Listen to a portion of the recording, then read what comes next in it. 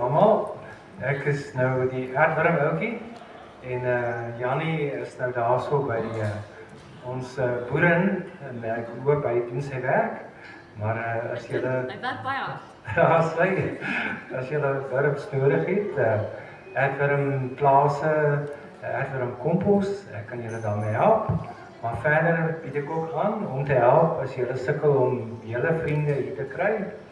Ek hou daarvan om op WhatsApp uitnodigings te stuur. Die wat myne al gekry het sien, ek doen dit elke week. So gee vir my julle name, dan sal ek hulle uitnooi as julle te skaam is of nie tyd het nie. So kan ons mekaar help groei.